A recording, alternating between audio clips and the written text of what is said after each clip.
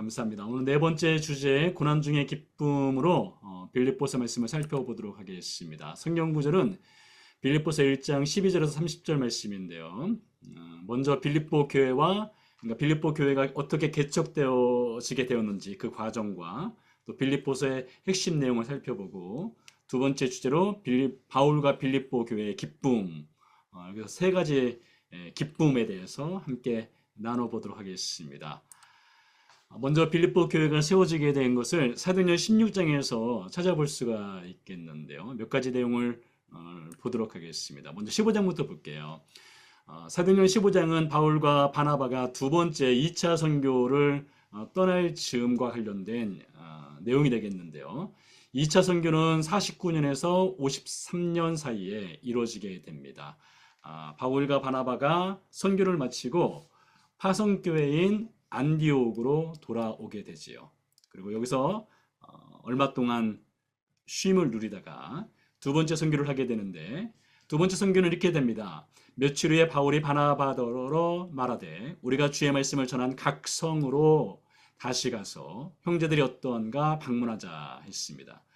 1차 선교 때 바울이 바나바와 함께 돌아봤던 지역은 구브로 지역을 통해서 소아시아 지역을 돌아봤죠. 소아시아 지역을 이렇게 쭉 중부와 동부 쪽으로 중심으로서 돌아보게 됩니다. 그리고 돌아오게 돼서 돌아오는 뒤에 다시 1차 선교 때 방문했던 교회들을 방문하기로 계획을 세우게 되죠. 근데 이 계획이 좀 틀어지게 됩니다. 먼저 바울과 바나바가 좀 다툼이 있었죠. 요한 마가를 데리고 갈 것인가, 데리고 가지 않을 것인가를 놓고 다투고 둘이 헤어지게 됩니다. 바나바는 요한 마가라고 하는 조카죠. 조카를 데리고 이제 구브로로 떠나게 되고 바울은 실라를 선택합니다. 실라라고 하는 선교사를 선택해서 이제 수리아와 길리기아로 다니며 교회를 견고하게 하니라 했습니다. 자, 그러니까 수리아와 길리기아로 다녀갔다는 말은 이 안디옥을 출발을 해서 이 내륙 지방으로 들어가게 된 겁니다. 소아시아 내륙 지방으로 돌아오면서 원래 계획했던 대로 1차 선교 때 돌아봤던 교회들을 다시 방문하기로 하였던 것이죠. 근데 하나님의 성령께서 이 바울이 가고자 했던 계획했던 것을 막으시게 되는 것을 바울이 알게 됩니다. 자, 먼저 바울이 이제 선교하는 도중에 디모데라고 하는 인물을 우리가 잘 알고 있는 바울의 영적 아들이죠. 디모데를 선교단에 합류시키게 되는데요. 그 현장은 루스라입니다. 더베와 루스라에 거치게 되는데 이 루스라는 소아시아 중심부에 있습니다. 이 지역에 살고 있는 디모데를 선교사 대열에 합류를 시키고 나서 부르기아와 갈라디아 지역으로 이제 가려고 합니다. 이게 북쪽 지역이죠. 좀 더 북쪽 지역이고요. 더 북쪽으로 가면 흑해, 여러분 블랙시라고 아실 거예요. 흑해는 이 위쪽에 있죠. 이 갈라디아 지역을 통해서 더 북쪽으로 올라갈 계획을 세우고 있었습니다. 근데 하나님의 성령께서 계속 막으시는 거예요. 그래서 바울이 이 비두니아 지역으로 갈라디아 지역을 통해서 비두니아 지역은 더 위쪽인데요. 이쪽으로 가려고 했으나 하나님의 성령께서 막으시기 때문에 가지를 못합니다. 그리고 결국에 바울이 도착을 하게 되는 것은 이 드로아라고 하는 것을 하는 도시에 도착을 하게 됩니다. 드로아는 이제 마게도니아 지역으로 넘어가는 이제 유럽으로 넘어가는 항구 도시가 되겠습니다. 드로아에 도착했을 때에 바울이 그 유명한 마게도니아 환상을 보게 됩니다. 마게도니아 사람 하나가 서서 그에게 청하여 이르되 마게도니아로 건너와서 우리를 도우라 라는 환상을 보게 되고 하나님의 성령께서 원래 1차 선교 때 돌아봤던 교회를 돌아보는 것은 바울의 계획이었는데 그것을 가지 말고 하나님의 성령이 인도하시는 길이 따로 있으니 그곳으로 가라 라고 이해를 하게 됩니다. 자, 그래서 바울이 이 드로아에서 배를 타고 마게도니아 지역으로 건너가게 되지요. 자, 마게도니아 지역으로 건너갈 때에 몇 개의 섬을 거쳐갑니다. 드로아에서 출발해서 사모드락의 네아폴리라고 하는 섬을 거쳐요. 그리고 드디어 마게도니아의 첫 번째 성인 빌립보에 도착을 하게 되지요. 바울이 처음으로 이제 유럽 땅에 발을 디디게 되는 역사적인 사건이 사도행전 16장에서 이제 펼쳐지게 됩니다. 바울이 빌립보에 도착했을 때에 여러 사건들이 있었습니다. 첫 번째는 바울이 안식일 날 강가에 나가서 기도하려 하는 중에 강가에 모여 있는 여인들에게 하나님의 말씀을 전하게 되죠. 즉 복음을 전하게 됩니다. 그 중에 루디아라고 하는 여인이 바울의 복음을 듣고 그녀와 그녀의 가족이 예수님을 믿게 됩니다. 그러니까 빌립보에서 처음으로 얻은 영적인 열매, 루디아와 그녀의 가족이죠. 그래서 루디아의 집에서 교회가 출발하게 됩니다. 빌립보 교회, 가정교회라고 할 수가 있죠. 빌립보 교회가 출발을 하고요. 그러고 나서 바울이 점치는 여종을 치유해주는 사건이 벌어지게 되죠. 그러면서 그 여종을 통해 수입을 올리던 주인들이 수입이 끊기게 되자 바울과 실라를 빌립보 관청에 고소를 하게 됩니다. 바울이 그래서 채찍질을 심하게 당하고 나서 감옥에 갇히게 되죠. 그리고 감옥에서 하나님을 찬양하고 또 기도를 올리는 사건이 있지 않습니까? 그리고 감옥문이 열리면서 그 감옥을 지키던 간수가 구원을 받게 되죠. 빌립보 감옥의 간수와 그의 가족이 구원을 받게 됩니다. 선생들아, 내가 어떻게 해야 구원을 얻으리까? 주 예수를 믿으라. 그러면 너와 내 집이 구원을 얻으리라. 라는 그 유명한 말씀이 사도행전 16장에 있기도 하죠. 그래서 첫 번째는 루디아 가족이 구원을 받고 두 번째는 빌립보 감옥의 간수와 그의 가족이 구원을 받게 되죠. 그래서 아마 이 두 가족이 빌립보 교회, 빌립보에 세워진 가정교회의 창립 멤버라고 할 수가 있겠죠. 자, 그러면서 바울이 빌립보를 떠나서 이제 데살로니가로 이동을 하게 됩니다. 빌립보에서 데살로니가로 아래쪽으로 쭉 이제 아가야 지역으로 내려가게 됩니다. 여기는 데살로니가까지는 마게도냐 지역, 아래쪽으로 내려가면 아가야 지역이라고 하는데요. 그 지역으로 내려갑니다. 내려가기 전에 바울이 이제 빌립보 교회 가정교회 신자들과 마지막 인사를 나눕니다. 두 사람이 옥에서 나와 루디아의 집에 들어가서, 그러니까 루디아의 가정교회에 간 겁니다. 집에 들어가서 형제들을 만나보고, 여기 형제들을 만났다는 거 보니까요, 이 가정교회가 어느 정도 부흥을 한 것 같습니다. 루디아와 빌립보 감옥의 간수 가족뿐만 아니라 다른 또 빌립보 지역에 살고 있는 사람들이 또 예수님을 믿었다라고 또 엿볼 수가 있는 장면이죠. 형제들을 만나보고 그들을 위로하고 이제 떠나게 됩니다. 이러므로써 이제 빌립보 교회가 주후 49년에서 53년 사이인데, 아마 빌립보 교회는 2차 선교 초기에 세워졌기 때문에 49년에서 아마 50년 사이에 교회가 개척이 되었다라고 볼 수가 있겠습니다. 자, 그 뒤 약 10년 뒤에 바울이 빌립보 교회에 편지를 쓰게 됩니다. 그때 바울이 어디에 있었느냐? 두 가지 설이 있어요. 첫 번째는 로마에 있었다라는 설이 있고, 두 번째는 에베소에 있었다. 어떤 게 맞는지 학자들에 따라서 이제 견해가 각각의 다른 견해들이 있는데, 저는 일단 로마로 해보도록 하겠습니다. 바울이 로마에 있을 때 편지를 쓰게 됩니다. 편지를 쓰게 되는데요. 바울이 로마에 있는 감옥에서 편지를 썼다고 해서 옥중서신이라고 해요. 네. 자, 로마로 간 것부터 볼게요. 대략 60년쯤인데요. 우리가 로마에 들어가니 바울에게는 자기를 지키는 한 군인과 함께 따로 있게 허락하더라. 자, 이 사건은 어떤 사건인가 하면 우리가 지난 휴강을 하기 전에 살펴본 내용인데요. 바울이 예루살렘에 올라갔다가 유대인들의 고소를 당해요. 고소를 당해서 법정 투쟁에 들어갑니다. 가이사랴까지 내려갑니다. 가이사랴에 내려가서 유대인들의 고발과 고소로 인해서 법정 싸움이 벌어지게 돼요. 2년 동안 가이사랴에 구금되어 있다가 바울이 나는 로마의 황제 가이사에게 항소하겠다라고 말을 하죠. 그래서 항소하겠다고 해서 바울이 이제 배를 타고 로마까지 이동해 가는 겁니다. 이동해 가는 과정이 참 쉽지 않았습니다. 평탄하지 않았어요. 가다가 이제 유라굴로라고 하는 풍랑도 만나고 배가 뒤집혀지고 또 난파되어서 죽을 뻔한 위기를 거치게 되죠.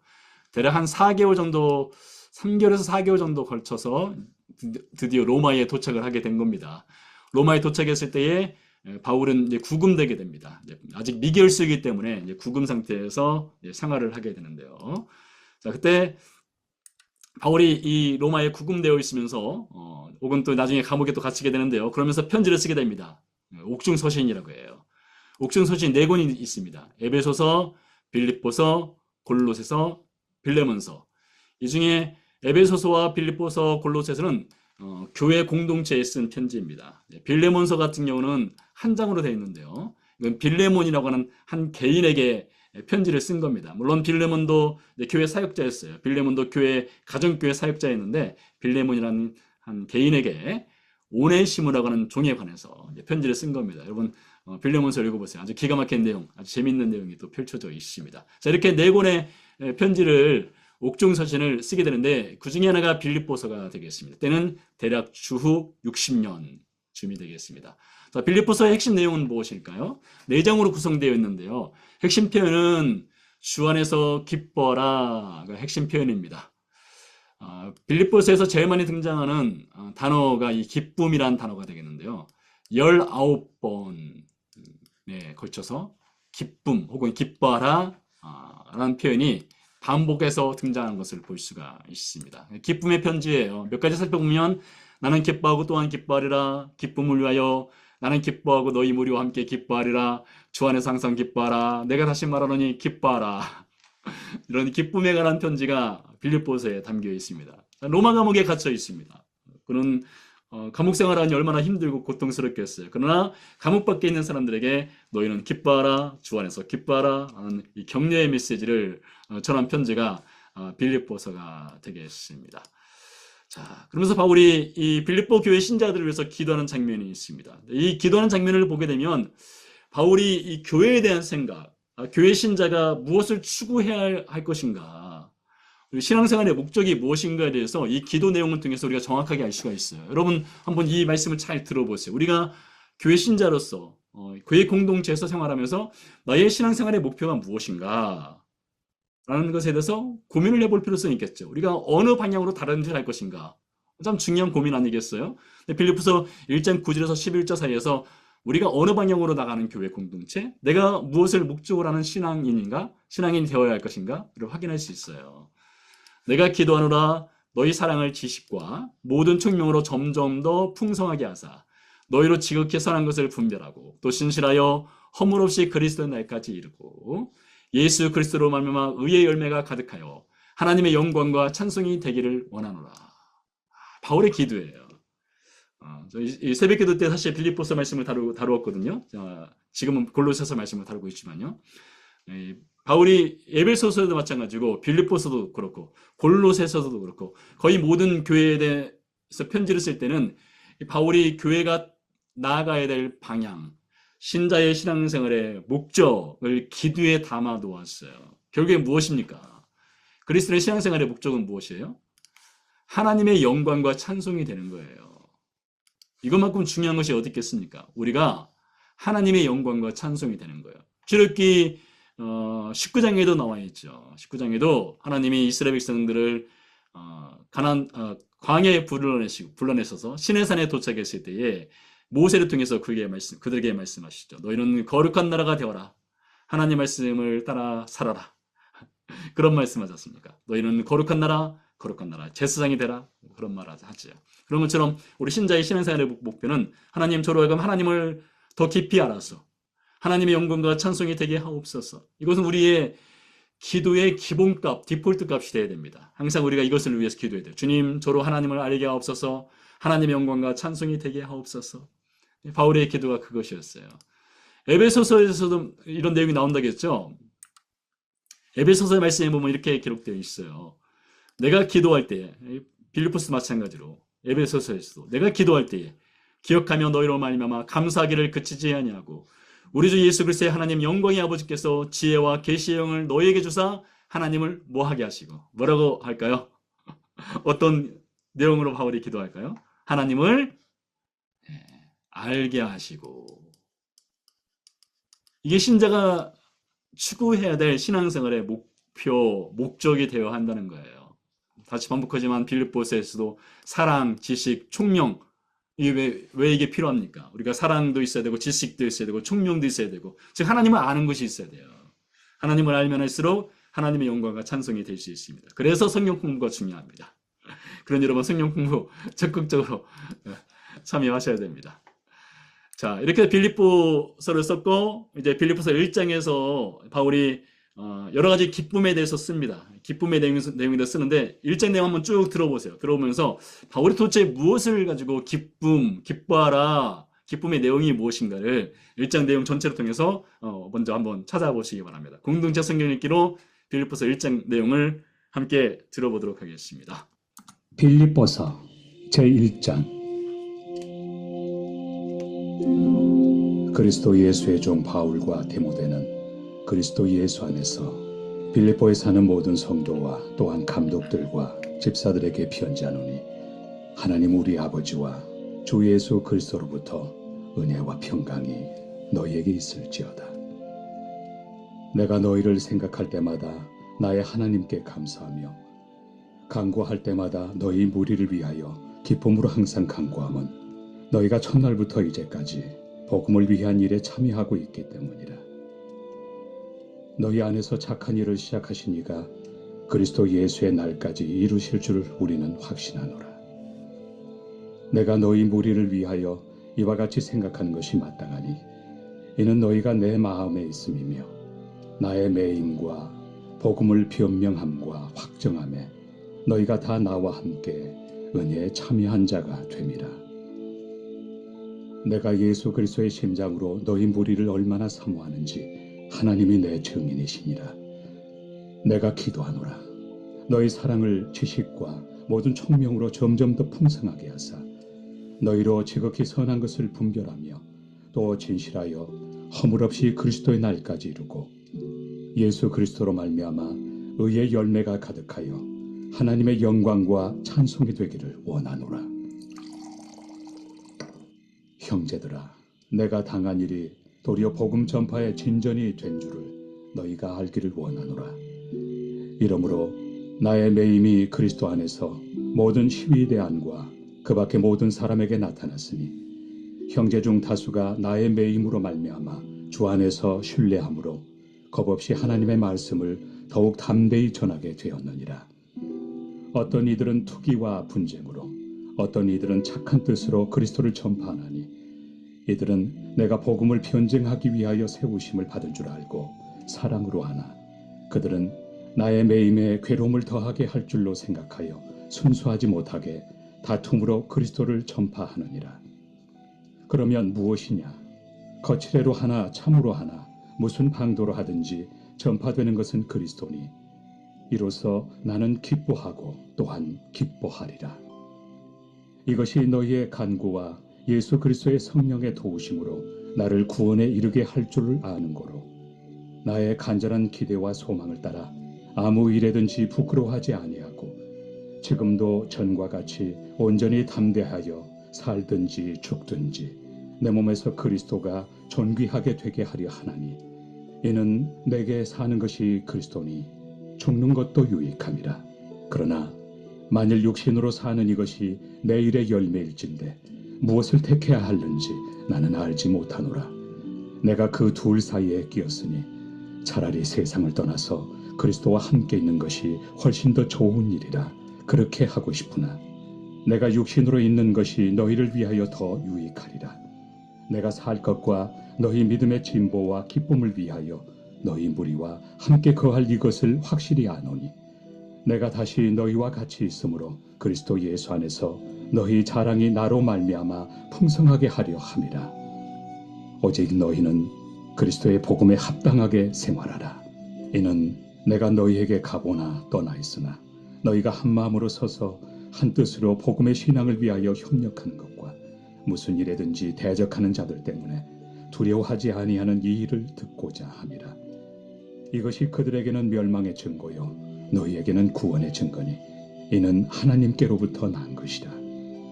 그리스도를 위하여 너희에게 은혜를 주신 것은 다만 그를 믿을 뿐 아니라 또한 그를 위하여 고난도 받게 하려 하심이라.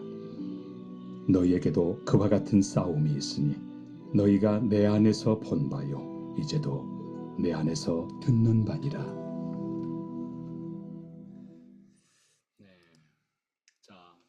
바울과 빌립보 교회의 기쁨에 대해서 배워보도록 하겠는데, 세 가지 기쁨에 대해서 살펴보려고 합니다. 먼저 14절부터 18절 사이의 말씀에 보면 바울이 옥에 갇혔을 때에 어떤 사람들은 바울을 대신해서 열심으로 복음을 전하는 사람이 있었고 어떤 사람들은 시기와 다툼으로 복음을 전하는 사람들이 있었어요.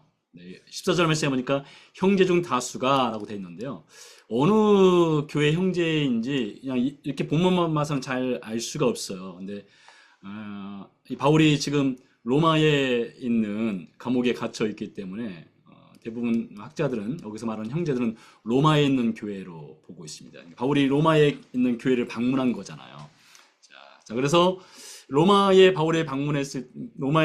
있는 교회를 방문하기 위해서 갔는데 로마 교회 신자들 가운데 바울을 환영하는 사람들도 있었고 바울을 좀 경쟁의 대상으로 바라보는 사람들도 있었던 것 같습니다. 그래서 바울을 대신해서 열심으로 복음을 전하는 사람도 있었고 어떤 사람은 순수하지 못한 마음으로 다툼으로 그리스도를 전파하는 사람들이 있었다는 거예요. 자, 근데 바울의 말이 참 멋집니다. 이렇게 말하고 있어요. 18절 말씀에 보니까 그러면 무엇이냐? 거칠애로 하나 참으로 하나 무슨 방도라든지 전파되는 것은 그리스도니 이로써 나는 기뻐하고 또한 기뻐하리라.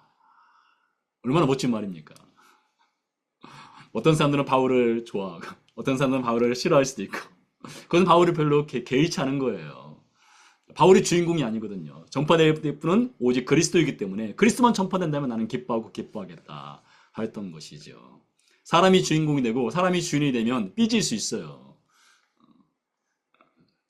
그러면은 망하는 겁니다. 자, 그래서 바울의 기쁨이 무엇입니까? 바울의 기쁨은 그리스도가 전파되는 겁니다. 그리스도가 전파되는 거. 이거 하나만 붙잡았어요. 나는 그리스도만 전파된다면 기뻐하겠다. 이것이었죠. 자, 예수님도 그러셨어요. 예수님의 기쁨을 사복음서에서 찾아보면은 뭐 직접적으로는 하나를 찾을 수 있고요. 간접적으로 여러 가지 또 찾을 수가 있는데요. 가장 직접적인 증거, 예수님의 기쁨. 어떤 기쁨이 있었느냐? 그때 예수께서 성령으로 기뻐하시며 이르시되 이 장면 어떤 장면인가 하면요. 예수님께서 70명의 제자를 파송해요. 파송해서 가서 복음을 전하고 병자를 고치고 귀신을 내어 쫓으라고 해요. 그리고 제자들이 나가서 복음을 전하고 이제 돌아옵니다. 그들이 선교 보고를 하죠.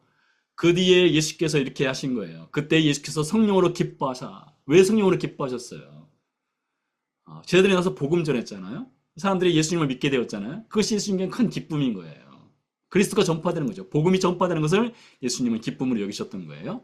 천재 주제신 아버지 이것을 지혜롭고 슬기 있는 자들에게는 숨기시고 어린아이들에게 나타내심을 감사나이다. 올소이다 이렇게 된 것은 아버지의 뜻입니다. 그래서 하나님께 기도하면서 감사 기도하면서 복음이 전파된 것을 예수님도 기뻐하셨어요. 자, 예수님의 기쁨 누가복음 15장에서 간접적으로 찾을 수가 있는데요. 여기서 또 이제 세 가지 비유가 등장하잖아요. 세 가지 비유에서도 예수님의 기쁨을 찾아볼 수 있습니다. 어떤 사람이 잃어버린 양을 찾은 뒤에 찾아는즉 즐거워 어깨에 메고 나와 함께 즐기자. 왜 즐기다 하겠을까요? 잃어버린 양을 찾았잖아요. 근데 그것을 두고 예수님은 죄인 한 사람이 회개하면 하늘에서는 회개할 것 없는 사람들보다 죄인 한 사람이 회개함으로 인해서 더 큰 잔치가 벌어진다. 기쁨이 있다라는 표현이 있죠. 예수님도 죄인 한 사람이 돌아오는 것을 이렇게 기뻐하셔요. 두 번째 비유. 어떤 여자가 잃어버린 동전, 드라크마 동전을 찾은 뒤에 너와 함께 즐기자. 그렇지 않습니까? 이것도 죄인 한 사람이 회개하면 하늘의 기쁨이 있는 거예요. 예수님의 기쁨이 있는 거예요. 세 번째. 어떤 사람이 둘째와 첫째 아들을 찾은 뒤 잃어버린 탕자 이야기 잘 알고 계시죠? 우리가 먹고 즐기자. 우리가 즐거워하고 기뻐하는 것이 마땅하다라는 표현이 있지 않습니까? 자, 예수님의 기쁨은 무엇이에요? 예수님의 기쁨은 복음이 전파되는 것. 바울의 기쁨도 마찬가지죠. 그리스도가 전파되는 것. 그렇다면 우리 신자들의 마땅한 기쁨은 무엇이 되어야 될까요? 신자들의 기쁨은 예수 그리스도를 전하는 기쁨이 있든지 전해지도록 기도하는 기쁨이 있어야 됩니다. 여러분 이 기쁨이 있으세요? 예수 그리스도가 전파되는 기쁨이 있으십니까? 예수 그리스도가 전해지도록 기도하는 기쁨이 있으세요? 저도 이 말씀을 준비하면서 저한테 가장 큰 기쁨의 때를 한번 생각을 해봤어요. 어떤 것들이 저한테는 기쁨이었을까 생각을 해보니까 지금도 선명하게 기억하는 1989년도에 저희 부모님이 처음으로 교회에 나온 날 그날을 잊을 수가 없어요. 그때 예수님, 저희 어머니가 아버지가 예수님 믿지 않았지만 교회에 나왔다는 것 자체가 저한테는 너무나 큰 기쁨이었거든요. 그럼 억만금을 주고도 살 수 없는 바꾸지 않을 그런 기쁨이죠. 자, 신자의 기쁨 보세요. 예수 그리스도가 전파되든지 전하든지 예수 그리스도가 전해지도록 기도하는 것이 우리 신자의 큰 기쁨이 됩니다. 사실 우리가 또 이 영혼들이 구원받는 것을 보게 되면 그것을 경험한다면 참 그 기쁨을 또 말로 표현할 수가 없죠.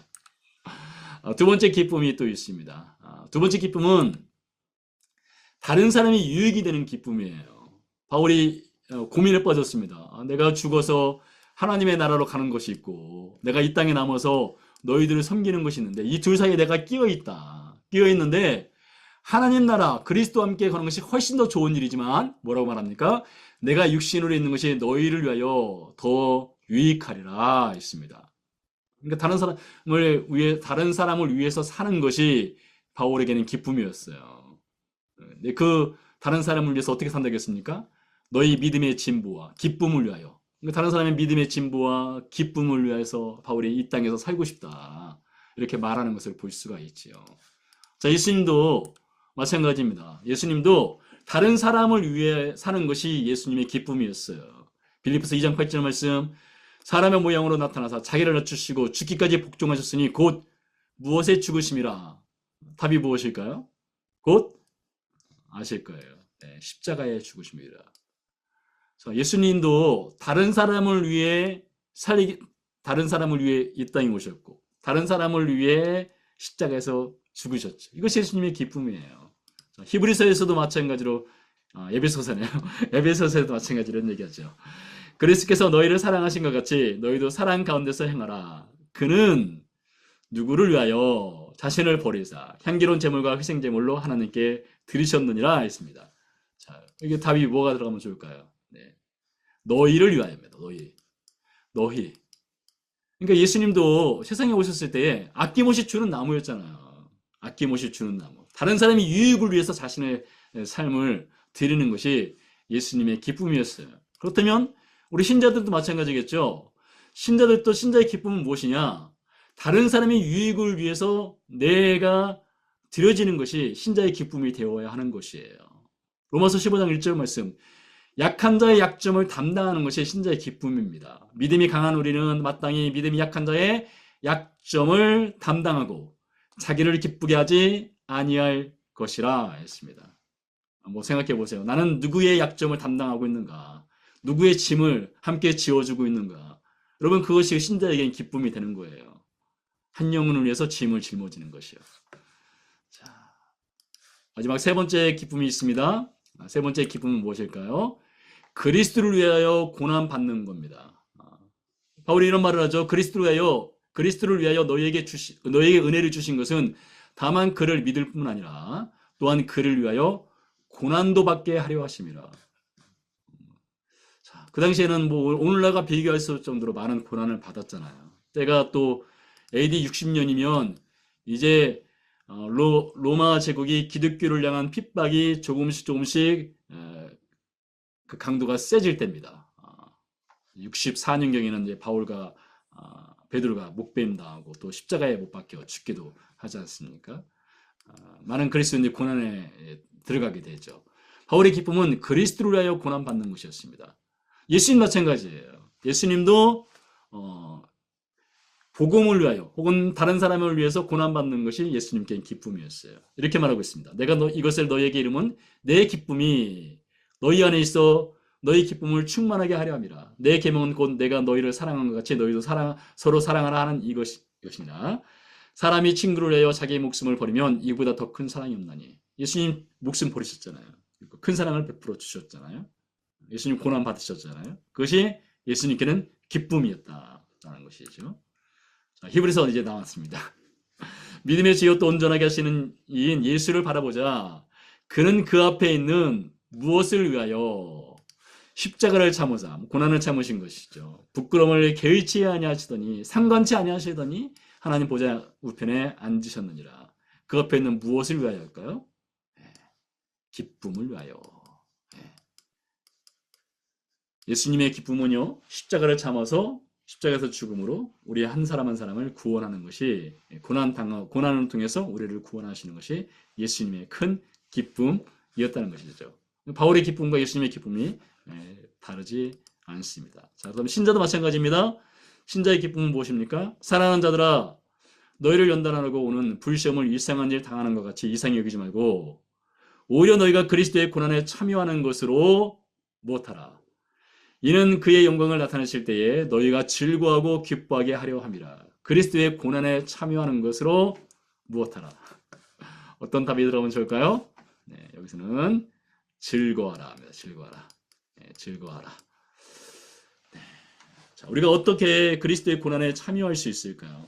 참 1세기 당시의 고난과 지금 시대 신자들이 생각하는 고난의 정의는 좀 이제 삶의 현장에 따라서 다를 수도 있겠다 싶습니다. 자, 그렇지라도 어떤 고난에 대해서 우리가 생각하든지 첫 번째 고난은 첫 번째 우리가 생각해야 될 것은 다른 일을 위해서 내가 유익하게 하는 것, 그것이 우리에게 기쁨이 되어야 되고 그리스도의 복음을 위해서 사는 것이 우리에게 기쁨이 되어야 되고 죄인한 사람이 돌아오는 것을 우리가 기뻐해야 되고 그렇게 사는 것이 신자에게는 그 어떤 것과도 바꿀 수 없는 큰 기쁨이 되어야겠다라는 것을 우리가 빌립보서 말씀을 통해서 배울 수 있습니다. 자, 빌립보서는 기쁨의 책입니다. 여러분 인생을 살면서 빌립보서와 같이 기쁨의 글들이 신앙생활 가운데 많이 쓰여져 가기를 또 소망해 봅니다.